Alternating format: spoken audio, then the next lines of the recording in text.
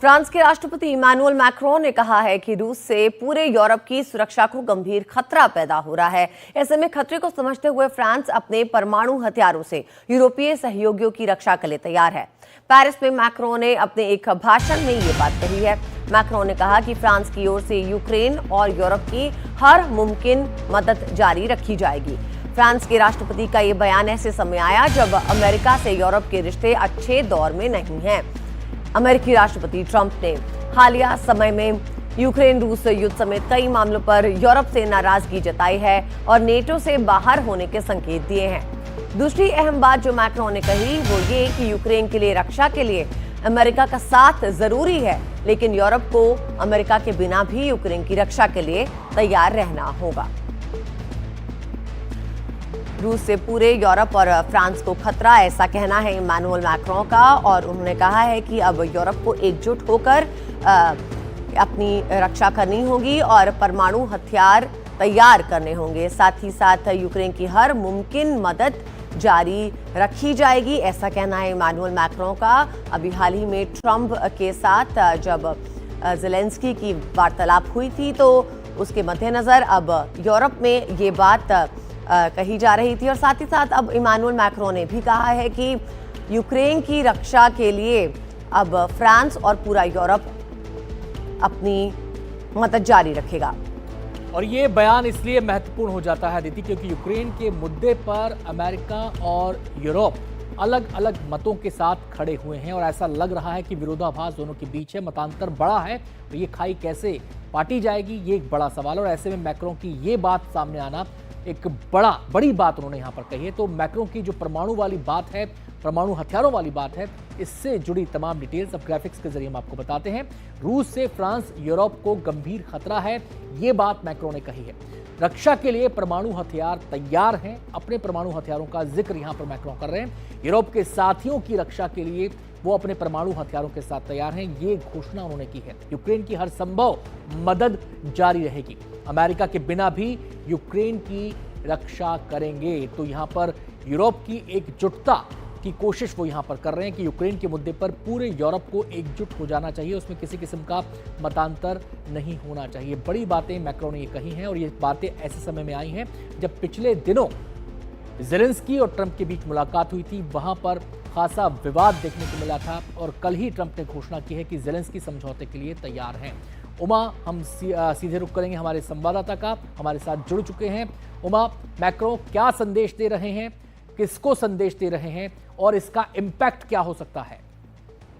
ये देखिए, सीधा सीधा जो मैक्रोन है वो तो यूरोप को संदेश दे रहे हैं, दूसरा अमेरिका को संदेश दे रहे हैं और एक तरह से यूरोप के लीडर के तौर पर निकलकर कोशिश कर रहे हैं सामने आने की, क्योंकि उन्होंने जो अपनी बातें कही हैं उसमें इन बातों का भी जिक्र किया है कि जो रूस का जो आक्रमण शुरू हुआ यूक्रेन के खिलाफ वो 2014 में हुआ और आगे भी रुकेगा, ऐसी कोई संभावना या ऐसी कोई गारंटी नहीं है। और इसलिए उन्होंने ये तो कहा है अपने बयान में कि उनको उम्मीद है कि अमेरिका जो है उसकी बैकिंग जो है मिलेगी और यूक्रेन की सुरक्षा के लिए वो जरूरी भी है। लेकिन अगर ऐसी सूरत नहीं होती है तब वो यूरोप के देशों से इस बात की अपील करते नजर आए हैं कि वो एकजुट हों और अपनी सुरक्षा खुद अपने जिम्मे लें। उन्होंने इस बात का भी जिक्र किया कि जिस तरह से रूस को वो अपने सैन्य एक्सपेंशन की बात कर रहा है, 2030 तक वो 3 लाख और सैनिकों की भर्ती और 1000 से ज्यादा टैंक जो है उसके निर्माण की बात कर रहा है। तो ऐसे में उसकी जो नीति है विस्तारवादी लगती है और इससे यूरोप को सचेत हो जाना चाहिए, क्योंकि यूक्रेन तक ही वो नहीं रुकेगा,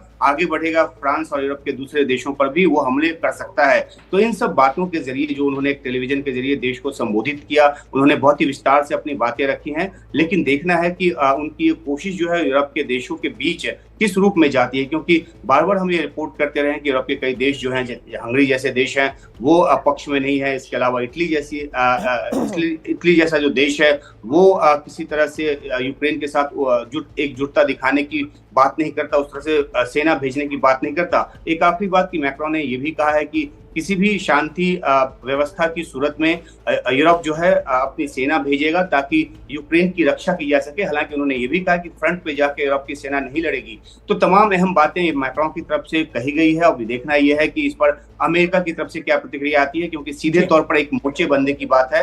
अगर अमेरिका साथ नहीं देता है तो यूरोप के देशों के साथ। आपसे उमा यहाँ पर यह भी समझना चाहेंगे कि पिछले दिनों जब ज़ेलेंस्की यूरोपीय नेताओं से मिले तो एक बात निकलकर सामने आई, पोलैंड कुछ कह रहा है, इंग्लैंड कुछ कह रहा है, इटली का नजरिया कुछ है। मतलब कोई भी नेता किसी भी यूरोपीय देश का वो खुलकर सीधी स्ट्रेट बात नहीं कर रहा है, लेकिन मैक्रो ये बात कर रहे हैं।